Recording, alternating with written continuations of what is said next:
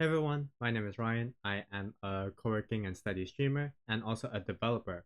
One of my favorite things about streaming is that I'm able to automate a bunch of different things around my stream to make my streaming experience better. And my preferred tool for that is Streamer.Bot. Streamer.Bot allows me to integrate with Twitch, OBS, and YouTube and it also powers my widgets as well. So in this episode 0, I'm going to teach you what is Streamer.Bot, what is C Sharp, and exactly what can Streamer.Bot integrate with, and what are the potential that you can have with Streamer.Bot. So without further ado, let's get right into it. If you want to install Streamer.Bot, you can go to download now. I'll open Streamer.Bot and go into downloads, and you can download Streamer.Bot right here. Streamer.Bot. What exactly is it? So you might have heard of Stream Elements, and you might be looking forward to moving from Stream Elements to Streamer.Bot due to recent rumors, recent news, and the fundamental difference is that Stream Elements is on the cloud. It's a cloud bot, whereas Streamer.Bot is a local bot. So Stream Elements have their own servers. This is their server, and it can communicate with Twitch or YouTube, and it will send things to your OBS as well. So Twitch or whatever stream platform and OBS here. So everything is hosted on Stream Elements' servers, whereas Streamer.Bot, everything is on your computer. Okay, and everything is on your computer. You can have it right here. I have Streamer.Bot running right here. You would download it. Hold on, let me just, oh, that's right here. You would download it, you just unzip it, you extract all into here. You scroll down till you see Streamer.Bot. You can have it opened, double click this to open it. You can then pin to taskbar, and boom, you have it right there anytime you want to open it. Okay, now Streamer.Bot can just sit right here in your computer. Every time it receives an event, boom, your computer immediately receives it. There's no latency at all. Your Streamer.Bot will receive it at the same time on your computer because it's right on your computer. Anyways, when it's on your computer, not only do you get very little to no latency, you also can have automation. You get the power of automation, automating a bunch of different things around your stream. Well, Ryan, what can we automate this with? Well, you can automate, let's say, Twitch chat. Anytime someone makes a command, anytime someone executes a command, you can change the color of the light in your room. I highly recommend that you watch the Streamer.Bot video from Lifesaver. He explains it quite well about the people from Stream Elements wanting to move to Streamer.Bot. Streamer.Bot can integrate with so many different things. To see the list, you can go to features and go to integrations and see that it can integrate with crowd control, Discord webhooks. Anytime someone subscribes to your channel, you can let your Discord channel know about it. You can connect with Stream Deck. I push a button, boom, Streamer.Bot action gets executed. Ko-Fi, anytime someone donates something, have a widget that appears. It can connect to streaming platforms like Twitch, YouTube, Kick. It can listen to events that happen, like someone subscribed to you, someone has donated money to Super Chat, Kick, I don't know what's on Kick. OBS Studio, Streamlabs Desktop, Meld Studio, Polypop, and you can do so many actions, and you can even write C# scripting in it, built in. So let's get started with that, shall we? I have my Twitch already connected to it, and we are going to create our first action. We'll call it Hello World Classic. Okay, each action consists of a trigger and a sub action. So okay, what event should happen and here will result in the sub actions getting executed. So for test, anytime I right click and press test trigger, it will get executed. It'll execute whatever is in the sub actions. I can create multiple sub actions like execute C# code. That's what we're going to use.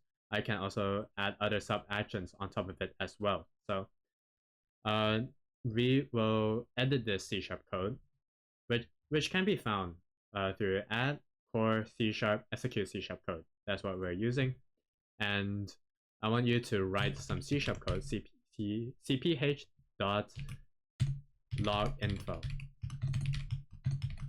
Hello from C#, and boom.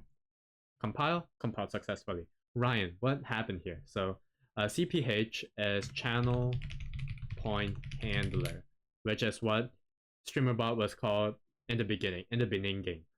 And log info basically writes this into your log file. So how would that look like? I'll show you.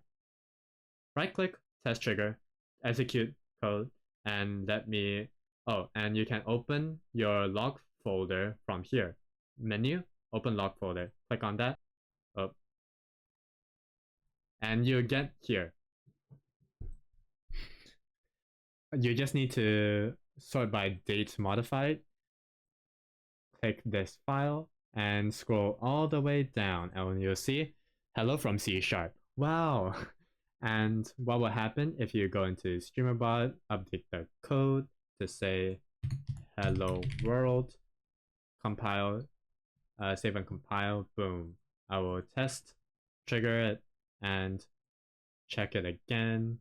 Scroll all the way down. Hello world. Whoa, so cool, right? Congrats on writing your first C# code.